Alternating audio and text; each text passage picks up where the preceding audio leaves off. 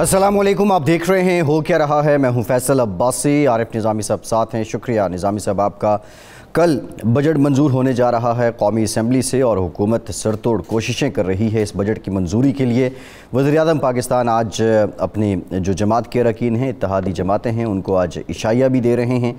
कल का काबीना का इजलास भी मुलतवी कर दिया गया है और कल वज़ीर-ए-आज़म साहब अपने चैम्बर में कौमी असम्बली में बैठेंगे।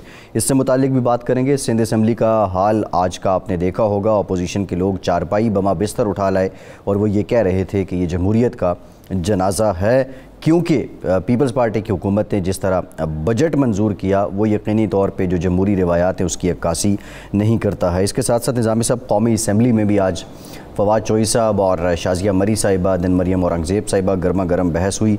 चोई साहब ने कहा कि सबसे ज़्यादा पीपल्स पार्टी के दौर में सहाफ़ियों पे हमले हुए। खैर ये उस वक्त पीपल्स पार्टी के साथ थे।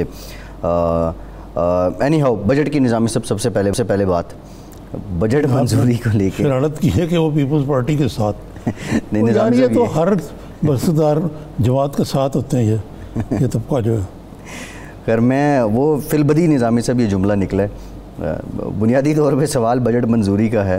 जो जेस्चर गवर्नमेंट शो कर रही है I think they are positive.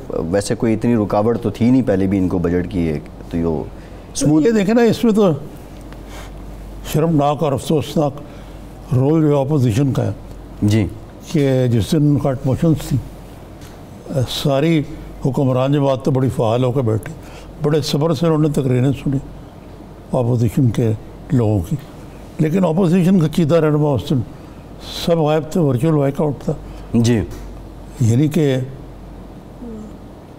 मैनू नहर वाले पुल थे बुला के कश्मीर टूट गया, कश्मीर साहब गायब हो गए। और यानी फिर इल्ज़ाम लगाते हैं कि जनाब वो हुकूमत जो है गैर जमहूरियत का इस्तेमाल कर रही है बजट के लिए। तो इधर तो कुछ कसूर जो व्यवहार जो है ये खुद न कदर नजर आए। लेकिन बजट तो पास हो जाएगा कल जी इंशाल्लाह। निज़ामी साहब जो इस वक्त पहले 3-4 दिन का एपिसोड हमने बजट का देखा था एक धुआंधार, आई थिंक वो ऑप्टिक्स को फिल करने के लिए, आवाम को बताने के लिए कि मैं नहीं मानता, हम नहीं मानते, काफ़ी था। और उसके बाद अब ये वही सब कुछ रिवायती ही है, क्या कुछ नया है इसमें? कोई हेल्दी डिबेट्स तो सब्सटेंस पे बिलखुसूस अपोजिशन की तरफ से देखने को तो नहीं मिली। हाँ, ये एक अफसोसनाक बात है वैसे कि नहीं हुई। और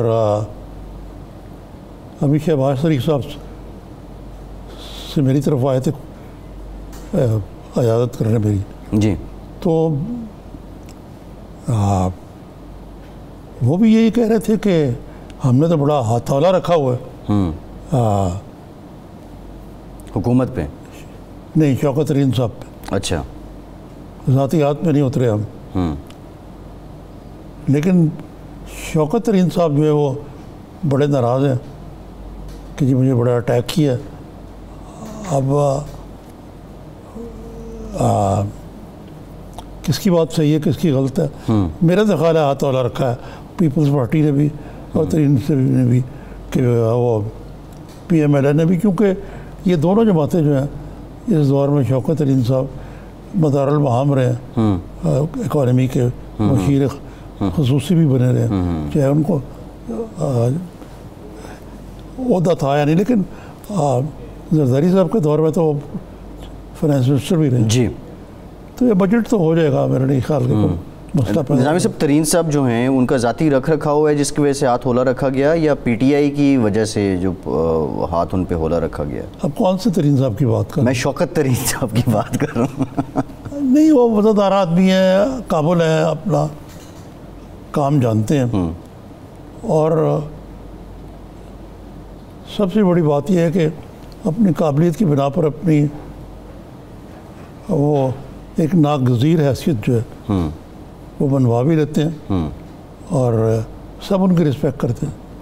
बजट भी पिछले बजट्स की निस्बत कंपैरेटिवली अवामी है, तो वो भी एक पजीराई उनके खाते में जाती है। वो एक अलग बहस है जो IMF के साथ मामला। जी जी बिल्कुल ठीक है, उस पर रोशनी डाल सकते जी बिल्कुल ठीक है। एक ब्रेक लेते हैं और ब्रेक के बाद सिंध असेंबली हुआ उस पर बात करेंगे। हमारे साथ रहिए।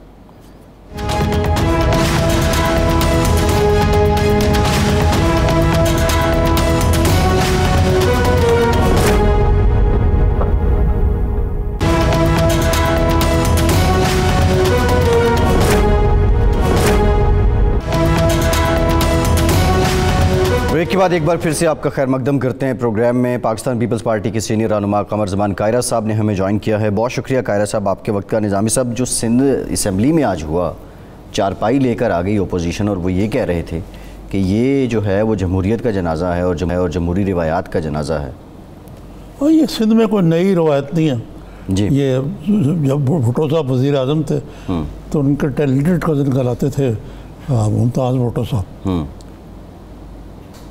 तो कटपर उनके मेरे ख्याल से फादर इन लॉ भी थे। तो उन्होंने कोई उर्दू के खिलाफ वो कैंपेन चलाई सिंधियत के हक़ में। तो वहाँ नारा निकला, अभी MQM नहीं आई थी वजूद में, उर्दू का जनाजा ज़रा धूम से निकले। तो ये उधर से मुस्तार लिया गया। बहरहाल कायरा साहब सलाम हमारा। कायरा साहब कैसे मिजाज है? अल्हम्दुलिल्लाह निज़ामी साहब, मैं खैरियत से हूँ।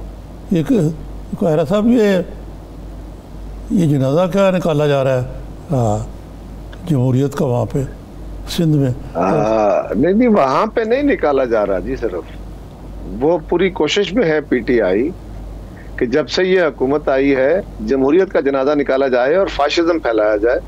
ये तो पहले दिन से, मैं तो क्लियरली रोज कहता हूँ कि जो फाशिज्म है ये दुनिया में इलेक्शंस के जरिए आता है। ये ताकत के जरिए आके हुकूमत टेक ओवर नहीं कर लेता, इलेक्शंस के जरिए आता है। फिर ये असम्बलियों को गैर मोतबर करता है, इलेक्टोरल प्रोसेस को गैर मोतबर करता है, अदालतों पे हमला आवर होता है, अपने सियासी मुखालफिन को मुल्क दुश्मन साबित करता है, बीमारियों की वजह साबित करता है, मसाइल का हल नहीं देता। सिर्फ एक जज्बाती फिजा में एक पॉपुलिज्म या फाशिज्म जो है ये परवान चढ़ाता है। वही इमरान खान साहब की पॉलिसी और उनकी गवर्नमेंट का तुर्रा इम्तियाज है। और ये आप देख लें, जब से आए हैं पार्लियामान को गैर मोतबर करार करते चले जा रहे हैं। और वो हर हरकत जो माजी में भी हल्ला गुल्ला, हुल्लड़बाजी, नारेबाजी असम्बलियों में होती रहे, हम भी करते रहे जनरल मुशर्रफ के खिलाफ जब हम अपोजिशन में थे 2002 से 2008 तक। लेकिन उसके अंदर भी एक लिमिट थी। लिमिट क्रॉस करके जब वज़रा बेंचों पे खड़े होके अपोजिशन को किताबें मार रहे हों और गालियां दे रहे हों, ये शायद रवायत इससे पहले नहीं थी। और इमरान खान साहब ने अपने आदात से, अपने फैसलों से, अपने तरीक़ाकार से ये साबित किया है कि वो डेमोक्रेसी नहीं, वो अपनी ताकत पार्लियामान को नहीं समझते, वो अपनी ताकत कहीं और से ड्राइव करते हैं और उसी पे बैठ करते हैं। वो पाकिस्तान के इलेक्टोरल पे बैट नहीं करते। इसीलिए उन्होंने हमेशा पार्लियामान को गैर मोतबर समझा है। और आप गौर करें, जो पैटर्न कौमी असम्बली में जो PTI ने इख्तियार किया, सीटियां मारी, हार्न बजाए, नारेबाजी, बेंचों पे खड़े होके किताबें फेंकी, बिल्कुल बैन ही वही पैटर्न पहले टाइम इस्लामाबाद में होता है और वही पैटर्न आपको शाम को सिंध असेंबली में मिलता है। तो ये तो कोई नई बात नहीं है, समझ आम आदमी को भी आती है कि ये एक डिजाइन था। और वो डिजाइन इस तरह भी है कि आपके प्रोग्राम्स के अंदर जहां कहीं PTI के लोग आते हैं तो पहले बड़े सीजर्ड लोग भी थे, जो लोग सब आके बैठ के बड़े अच्छे तरीके से गुफ्तगू करते थे, अपनी जमात को डिफेंड करते थे, हम पे एतराज भी करते थे, अटैक भी करते थे, लेकिन गाली गलोच तक नहीं जाते थे। फिर आस्ता आस्ता ये हुआ कि उनके ऊपर वजीर आजम साहब का दबाव डायरेक्टली, जी लोग हमें अदर देन शोज कहते भी थे कि जी हम क्या करें, मजबूर हो गए हैं कि जब तक जो लोग आपके साथ लड़ पे गालियां दे के बुरा भला कह के आपको जाते हैं, उनको थपकी मिलती है, शाबाशी मिलती है और हमें कहा जाता है कि आप क्या करते हो। तो ऐसी जब फिजा बनाई जा रही हो और लीडरशिप उसको शाबाशी दे रही हो तो फिर यही निकलेगा, फिर जनाजा ही निकलेगा। जी निज़ामी साहब, कायरा साहब, ये तो ये आपका मतलब है कि ये हिटलर वाले टैक्टिक्स जो हैं यहाँ इस्तेमाल किए जा रहे हैं और डिसेंट को दबाया जा रहा है। और वो आज अरे सब आप तो तारीख जानते हैं सारी, मुझसे बहुत बेहतर जानते हैं। सवाल ये है कि हिटलर जर्मनी में था, जर्मनी के हालात कुछ और थे। मुसोलिनी इटली में था, इटली के हालात कुछ और थे। वेनेजुएला में हालात कुछ और थे। दुनिया के मुख्तलिफ ममालिक में जो फाशिज्म है और आजकल जो पॉपुलिज्म है, पॉपुलिस्ट लीडरशिप जो है, जो पॉपुलर नहीं पॉपुलिस्ट लीडरशिप जो है, उनके वतीरे अपने अपने मुल्कों के मुताबिक डिफरेंट हो सकते हैं, लेकिन एक चीज कॉमन है, और वो है पार्लिमान या अपनी असेंबलियों या अपने इलेक्टोरल कॉलेज को अटैक करके वीक करो, मीडिया की जबानबंदी कराओ और मुखालफिन को दुश्मन, अपना मुखालिफ नहीं, अपने मुल्क का दुश्मन और मसाइल की वजह बताओ। यही एग्जैक्टली पैटर्न आपको पूरी दुनिया में नजर आता है।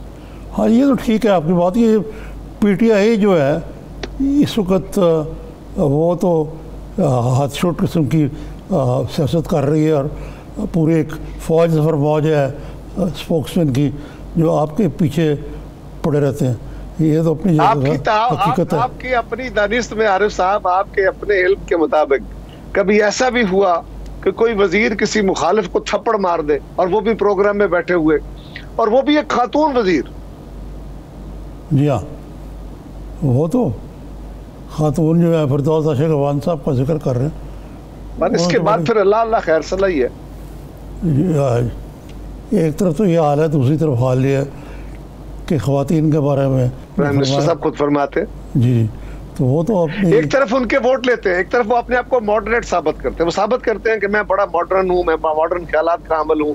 दूसरी तरफ जो उनकी रियल कॉन्स्टिट्यूएंसी है, जो तालिबान माइंडसेट है, जो एक्सट्रीमिस्ट माइंडसेट है, जिसके वो तर्जुमान रहे जब तक हुकूमत में नहीं आए। और वो आपको याद होगा कि इधर हमारी हुकूमत जो है, हमारी फौज जो है वो लड़ रही थी, हमारे GHQ पे अटैक थे, हमारे इबादत गाहों पे अटैक थे, हमारी तालीम गाहें अंडर अटैक थी, और दुनिया हम पे इल्जाम लगा रही थी, और खान साहब उनके हक में जुलूस लेके जा रहे थे। उस माइंड सेट की तर्जुमानी करते हुए वो चाहते नहीं है।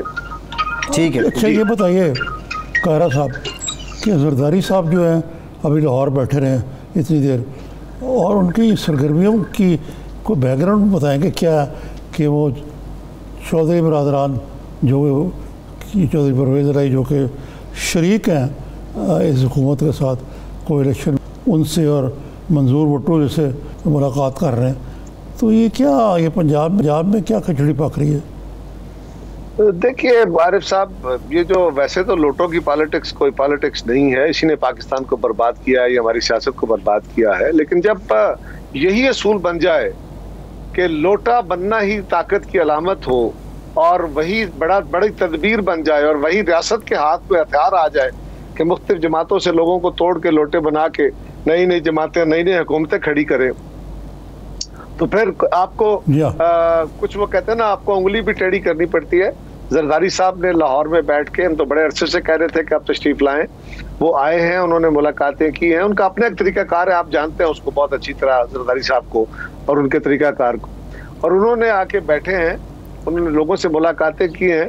जरदारी साहब की जो शतरंज की चाल होती है, जब वो चल के चले जाते, आगे निकल जाते अगली चाल पे, फिर पिछली चाल की समझ आती है। तो जो उन्होंने मुलाकातें की है मेरी, उसके बाद क्योंकि मैं चेयरमैन साहब के साथ कश्मीर में था वहाँ इलेक्शन कैंपेन में, पहले मेरी उनसे मुलाकात नहीं हुई। अब मुलाकात होगी तो पता चलेगा कि उन्होंने क्या क्या मुलाकातें और क्या क्या उसके अंदर रहा, डिस्कशन क्या रही। जी ठीक है।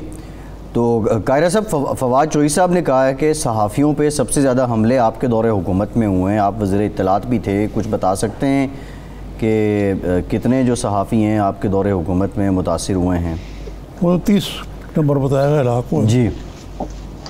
देखिए आरिफ साहब, हर दौर के हालात को उसके अपने तनाजुर में उसका एनालिसिस करने की ज़रूरत है। पीपल्स पार्टी जब गवर्नमेंट में आई थी 2008 में, तो उस वक्त आरिफ साहब ना GHQ महफूज था, ना मस्जिदें महफूज थी, ना इमाम बारगाहें महफूज थी, ना जनाजा गाहें महफूज थी, ना आपके कारोबार महफूज थे, ना आपके बाजार महफूज थे।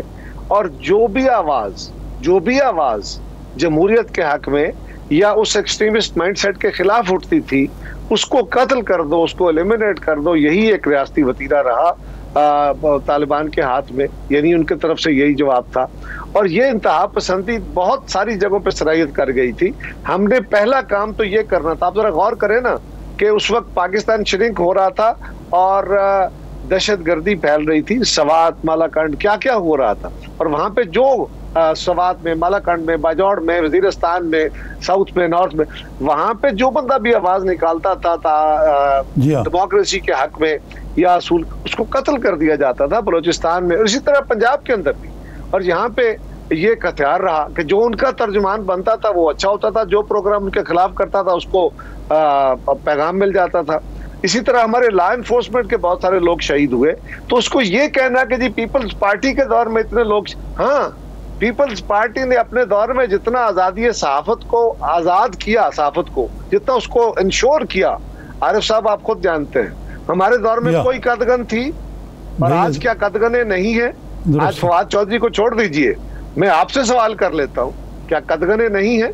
और क्या हमारे दौर में कोई कदगन थी? जी हाँ, आजकल तो जो हालात हैं वो अब फवाद चौधरी सब डिनाई कर रहे हैं कि जो मसौदा है, ठीक है, नहीं वो डिनाई करते रहे, हमने आप खुद जानते हैं मसौदा खुद वो डिसऑन कर रहे हैं, आज फ्लोर पे डिसऑन किया उन्होंने। सर तो उसको छोड़ दीजिए, एक तरफ वो है कि जो लेजिस्लेशन है, जो बातें हैं, जो गुफ्तगू, एक वो है जो आप रोज फेस कर रहे हैं, अब मैं फेस कर रहा हूँ, आप फेस कर रहे हैं, वो कहने की जरूरत है आपको मुझे? कौन सा चैनल है जिसको एडवाइस नहीं मिलती है? कौन सा चैनल है जिसको ये कहा नहीं जाता कि ये काम नहीं करो?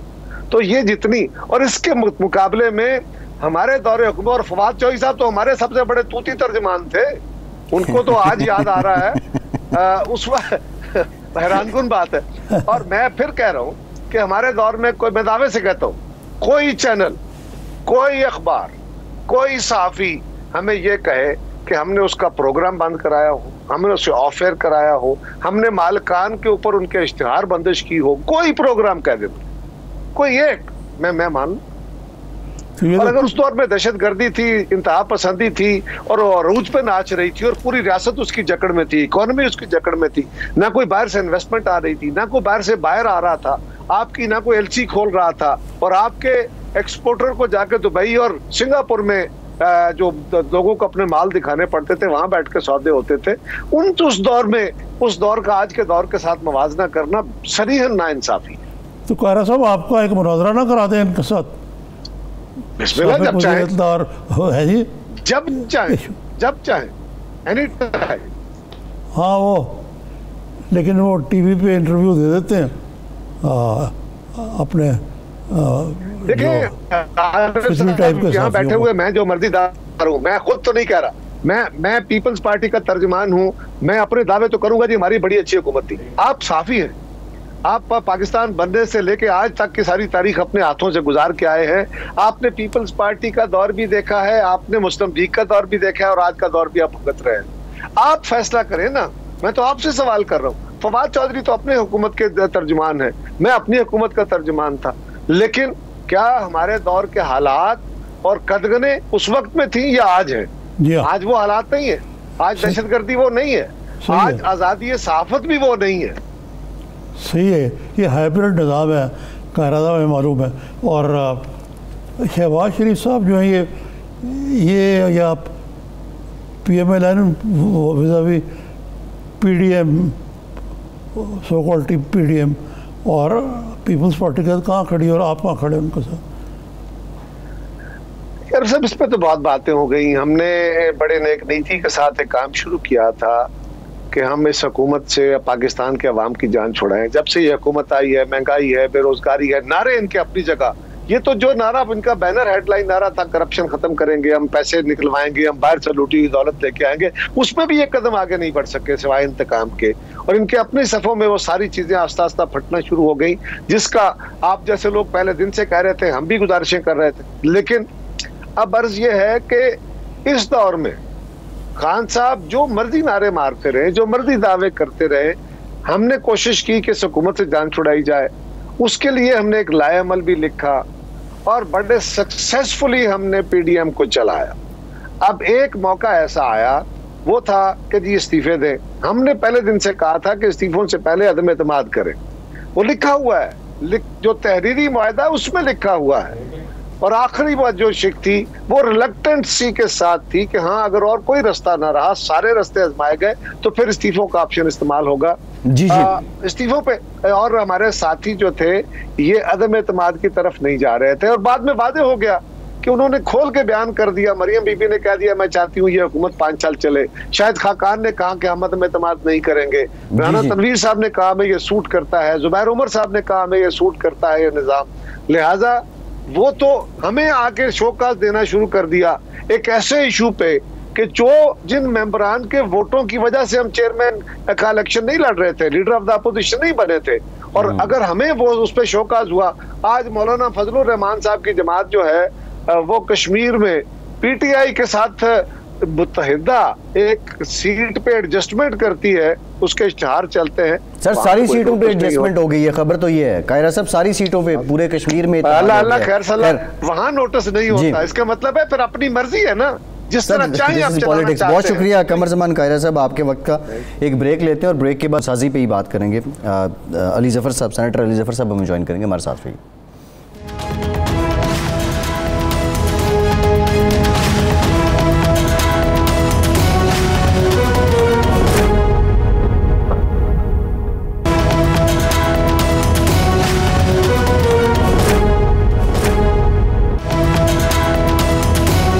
ब्रेक के बाद एक बार फिर से आपका खैर मकदम करते हैं। सेनेटर अली जफ़र साहब ने हमें ज्वाइन किया, बहुत शुक्रिया सेनेटर साहब, आपके वक्त का आपसे गुफ्तगू करते हैं। निज़ामी साहब, लेजिस्लेशन को लेके ये इल्ज़ाम अपोजिशन का मुत्तफ़िक़ा है और मुत्तहिदा है अपोजिशन इस पे कि जो कानून साजी हुई है उसमें सारा जो प्रोसेस है पार्लियामेंट को बुलडोज़ किया गया, बिलखुसूस इलेक्शन रिफॉर्म्स, और इलेक्शन रिफॉर्म्स में भी कुछ कहीं तो ओपन बैलेटिंग है, लेकिन सबसे ज़्यादा ओवरसीज़ पाकिस्तानी जो हैं उनसे मुतालिक जो सजेशन है उसको लेके बात हो रही है। और शहबाज शरीफ साहब ने तो अपना फार्मूला भी पेश कर दिया है, किस हद तक काबिल अमल है ये?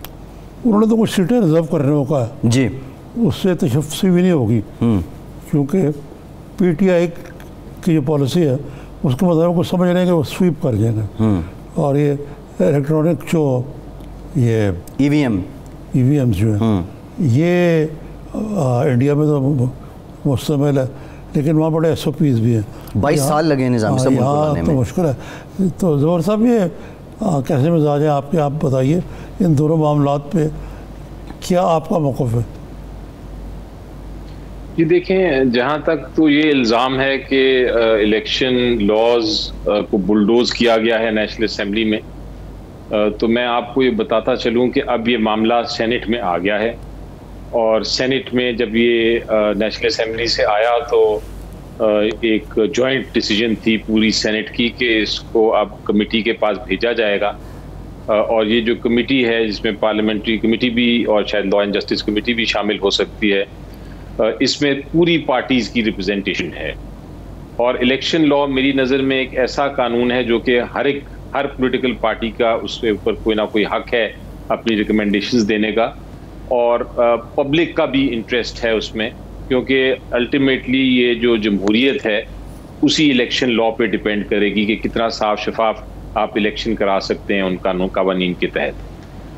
तो ये जो मशीनों का जो टेक्नोलॉजी का इस्तेमाल का जो मसला है और जो ओवरसीज मसला है, ये दोनों ज़ेर बहस आएंगे। जहाँ तक इलेक्ट्रॉनिक मशीनों का ताल्लुक है, उम्मीद हमें ये रखनी चाहिए कि हम किसी ना किसी तरह से कंसेंसस होगा, और इसमें अगर ज़रूरत पड़ी तो बाहर से भी एक्सपर्ट्स बुलाए जाएंगे और वो एक्सपर्ट्स बताएंगे कि मशीनें किस तरह चल सकती हैं, टेक्नोलॉजी का इस्तेमाल किस तरह किया जा सकता है, और जो भी खदशात हैं ऑपोजिशन के इसके मामले में उनको दूर किया जाएगा। क्योंकि बहुत ज़रूरी है और मेरा ख्याल है हर एक का इंटरेस्ट ये है कि इलेक्शन अगला साफ शफाफ हो और उसमें मिनिमम धांधली का जो गुंजाइश है या इल्ज़ामात की गुंजाइश है वो नज़र आए। तो ये एक एस्पेक्ट है। दूसरा एस्पेक्ट बहुत ही ज़रूरी है, और इस पर अगर आप पुरानी डिबेट्स उठाएं तो हर पॉलिटिकल पार्टी का मौक़िफ़ यही था, अब बेशक तब्दील कर लें, लेकिन पहले मौक़िफ़ यही था कि ओवरसीज़ पाकिस्तानीज़ को वोटिंग का हक होना चाहिए। और मैं तो एक स्टेप आगे जाऊंगा कि ना सिर्फ वोटिंग का हक होना चाहिए बल्कि ओवरसीज़ पाकिस्तानी को रिप्रेजेंटेशन पार्लियामेंट में भी होनी चाहिए किसी कोटे के बगैर। और इसकी वजह यह है कि जब भी हमें पाकिस्तान को ज़रूरत पड़ी है, चाहे वो फ्लड्स का मसला हो, चाहे वो ज़लज़लों का इशू हो, चाहे हमें वैसे डैम बनाने के लिए पैसे चाहिए हों, तो भरपूर तरीके से हमारी जो ओवरसीज़ कम्युनिटी है उन्होंने मदद की है। तो मुझे नहीं कोई लगता शक इसमें कि इवेंचुअली उनको ओवरसीज़ पाकिस्तानीज़ को वोटिंग का भी हक होना चाहिए, जो कि पाकिस्तानी नेशनल हैं, बेशक ड्यूल नेशनलिटीज़ रखते हों, और साथ ही उनको सेनेट में भी और पार्लियामेंट में भी और जो प्रोविंशियल असेंबलीज हैं उसमें भी और लोकल बॉडीज़ में भी रिप्रेजेंटेशन का हक होना चाहिए। ये ज़बरदस्त, ये एक और मसला है। ये बाबर अवान साहब ने कहा कि नवाज शरीफ ने इस्लामाबाद हाई कोर्ट से उनकी ख़त्म कर फैसला आया है, दिया, अपीलें फैसला खारिज आया, हुई उसकी रोशनी में उन्होंने बंद गली में चले गए। तो वो एक किस तरह चले गए बंद गली में, कि कोई समझा दें आप एक कानूनी मार के तौर पे। जी देखिए, जहां तक तो नवाज शरीफ साहब के केसेस का ताल्लुक है, वो तो मैं कानूनी तौर पे बड़ा एक सिंपल प्रोपोजिशन है, और वो ये है, और इस्लामाबाद हाई कोर्ट ने अपनी जजमेंट में बड़े वाज़े तरीके से उसको कहा है, वो ये है कि अगर एक मुल्जिम जो है, चाहे वो ट्रायल में हो या वो अपील में हो, अगर वो पेश नहीं होते तो उनकी अपील जो है वो खारिज होगी किसी उनकी मेरिट्स पे डिसाइड किए बगैर, मेरिट्स पे फैसला किए बगैर उसको कोर्ट मुस्तरद कर देगा, और कोर्ट ने यही कहा। उसके अलावा एक जजमेंट है सुप्रीम कोर्ट ऑफ पाकिस्तान की, जिसमें ये कहा गया है कि अगर एक शख्स चाहे उसकी अपील बेशक डिसमिस हो जाए, वो अगर चाहे तो किसी वक्त जब वापस आएगा तो वो अपील दायर कर सकता है, और फिर उस वक्त की अदालत जो है जिसके पास अपील दायर की गई हो फ्यूचर में, मुस्तकबिल में, वो फैसला करेगी कि अपील सुननी चाहिए या नहीं, कोई जायज़ रीज़न है सुनने का या नहीं है। तो यही फैसला इस्लामाबाद हाई कोर्ट ने कर दिया। अब जब इस्लामाबाद हाई कोर्ट ने ये फैसला एक बार कर दिया कि आप चूँकि नवाज शरीफ साहब नहीं आए, अदालत के सामने पेश नहीं हुए और बाहर चले गए और वापस आके फेस नहीं कर रहे अपनी जो अपील है, तो ना उनको बेल मिल सकती है उनकी जो पहले दी गई थी उनको, ना उनको उनका अपील सुनी जा सकती है। अब वो जब भी आएंगे तो तब वो फाइल कर सकते हैं अपील, लेकिन उसकी अपील का फैसला कि वो अपील कर सकते हैं या नहीं, और अगर कर सकते हैं तो उसकी मेरिट्स पे सुनी जाएगी कि नहीं, उसका फैसला उस वक्त की अदालत ही करेगी। लेकिन जफर साहब वो तो वहाँ लंदन में बैठे मौज मेला कर रहे हैं, मेरा नहीं ख्याल कि उनकी कोई नीयत है कि वो वापस आए। जी बिल्कुल यही लगता है। अब जहाँ तक उनको वापस लाने का तरीक़ेकार है, वो बदकिस्मती से, चूंकि आपको पता ही है उसका, वो चूंकि हमारी एक्स्ट्रेडिशन ट्रीटी नहीं है इंग्लैंड के साथ, तो हम सिर्फ रिक्वेस्ट कर सकते हैं। रिक्वेस्ट पहले की थी, एक बार नहीं काफ़ी बार की थी नॉर्मल लीगल प्रोसेस के ज़रिए, लेकिन वो जो बरतानी हुकूमत है उन्होंने फ़िलहाल हमारी रिक्वेस्ट नहीं मानी, और ये भी कहा जाता था कि चूंकि उनकी अपील पेंडिंग है इसलिए ये हम आगे नहीं चल सकते। अब चूंकि अपील डिसमिस हो गई है तो दोबारा से एक हमें वजह मिली है हुकूमत को कि हम जाके दोबारा से रिक्वेस्ट करें बरतानी हुकूमत को कि उनको भेज दें। लेकिन जिस तरह मैंने कहा कि हमारे पास कोई हथियार नहीं, हमारे पास ऐसी कोई एक्स्ट्रेडिशन ट्रीटी नहीं कि हम उनको ज़बरदस्ती ले आएँ। हम खाली डिपेंड कर सकते हैं उनकी बरतानी हुकूमत की अपनी फैसले पे। अब एक्स्ट्रेडिशन ट्रीटी का एक फैसला होने जा तो रहा है, उसकी निगोशिएशन हो रही है बरतानिया के साथ, लेकिन उसमें मसला ये आता है कि बाहर वाले जो मुल्क हैं वो कहते हैं कि आप अपने मुल्क से डेथ पेनल्टी जो है, सजाए मौत जो है, उसको ख़त्म करें। तो ये इस किस्म की जब कंडीशंस, और भी कंडीशन है मगर एक ये भी कंडीशन है, तो जब इस किस्म की कंडीशंस लगाने आ जाए तो फिर एक्स्ट्रेडिशन ट्रीटी करना मुश्किल हो जाता है, लेकिन उसका भी एक वाया मीडिया ढूंढ रहे हैं। आपकी काबिल तारीफ बात यह है कि आपने रियलिस्टिक एनालिसिस दिया बजाय के, और हमारे बदगली में भेजने के बजाय कानून के माहिरीन जो सरकारी हैं वो एक ख़ास एंगल से देते हैं मामला। ये अब देखें ना, जो वो हैं शहजाद अकबर साहब, उन्होंने दूर की कोड़ी लेके आए हैं। उन्होंने कहा ये मनी लॉन्ड्रिंग का मामला है, FATF के ग्रेड लिस्ट करार दिया, इसके ज़िम्मेदार भी नवाज शरीफ हैं और उनका ख़ानदान है जिन्होंने मनी लॉन्ड्रिंग की, और उसकी वजह से ये मामला रुका है। तो ये तो कोई हक़ाइक़ को मज़ाक करने वाली बात है। जी देखें, FATF की जो मैंने बड़ी डिटेल में स्टडी की है सर, और FATF की कहानी एक आइसोलेशन में हम नहीं देख सकते। FATF की इशू ये है कि एक तो सर्टेनली पॉलिटिकल इशू है, और वो हालांकि हमने बहुत सारे मुल्कों से ज़्यादा जो रिक्वायरमेंट्स थी वो हमने पीछे हैं, लेकिन टारगेट पाकिस्तान को किया गया है। तो एक तो मैं इसको कहता हूँ FATF की कहानी जो है वो उसके पीछे एक सियासी, एक इंटरनेशनल पॉलिटिक्स इन्वॉल्व है, और वो उसके बारे में हम किसी वक्त डिटेल आपके साथ प्रोग्राम करेंगे तो मैं आपको अपने आइडियाज दूंगा कि मेरा क्या ख्याल है कि कौन कौन इन्वॉल्व है। लेकिन दूसरी वजह ये भी है जी, दूसरी वजह ये भी है सर कि हमारे पिछली गवर्नमेंट से गलतियां होती रही हैं, और गलतियां कुछ इस किस्म की भी थी कि हमें कई बार इंटरनेशनल कानून तब्दील होते रहे, रिक्वायरमेंट्स होती रही पूरी जो करनी थी कानून के मुताबिक, और उनकी इम्प्लीमेंटेशन ये देखने के लिए कि मनी लॉन्ड्रिंग ना हो, लेकिन पिछली हुकूमतों ने उसके ऊपर कोई काम नहीं किया। कुछ वार्निंग्स भी आई, कुछ इंटरनेशनल ऑथर्स ने भी लिखना शुरू कर दिया कि जी ये एक मनी लॉन्ड्रिंग हेवन है पाकिस्तान, और ये इम्प्लीमेंट नहीं कर रहे अपने कवानीन। तो उस किस्म के मसाइल हुए जिसकी वजह से हम इनिशियली एक टारगेट में आ गए। जी जी। और उस टारगेट को करते वो कवानीन बनाते हमारे साथ काफी 2 साल गुजर गए। ठीक है सेनेटर अली ज़फ़र साहब, बहुत आपके वक्त का, किसी और प्रोग्राम में डिटेल बात करेंगे। ये फैटफ का मामला पॉलिटिकल पोर्शन कितना है और टेक्निकल कितना है। एक ब्रेक लेते हैं, ब्रेक के बाद मजीद बात भी करते हैं।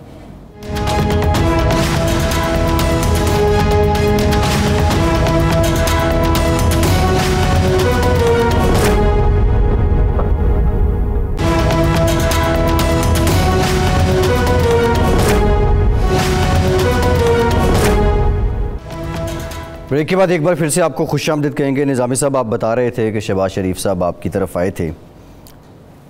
हाउस ही कैसे हैं, बॉडी लैंग्वेज कैसी थी, मुतमईन कितने थे? देखिए, उनकी वो आते रहते मेरी तरफ, और उनकी पर्सनल विजिट थी, मेरी अयादत करने तशरीफ लाए थे। तो ओवरऑल सवालात तो वही थे उनसे जो अवाम के जहन में। बॉडी लैंग्वेज थोड़ा सा टेंस थे, एक बात। दूसरे वो उनका ख्याल है कि क्योंकि वो एक्सेप्टेबल फेस के तौर पे इस्टेब्लिशमेंट के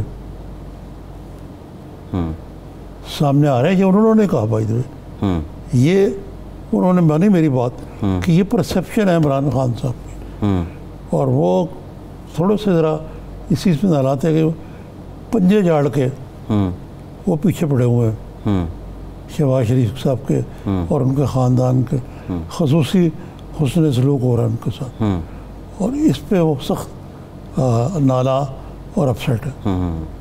वो ये कह रहे हैं कि वो एक फेवरेट फेस के तौर पे आ रहे हैं, ये सिर्फ परसेप्शन है या हकीकत है? इसमें 2-3 बातें। एक तो खान साहब का उनके मुताबिक पैनिक बटन दब गया। पैनिक ये है कि मियाँ नवाज शरीफ जो है वो भी खामोश बैठे, वो कम से कम इस्टेब्लिशमेंट को पहले की तरह ललकार नहीं रहे।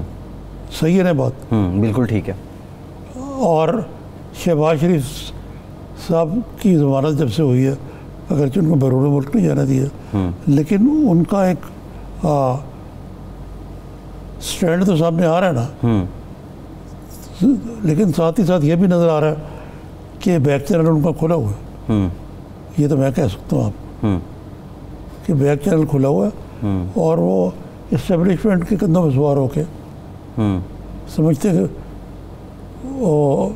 उसके बगैर मुमकिन नहीं इक़्तिदार में आना।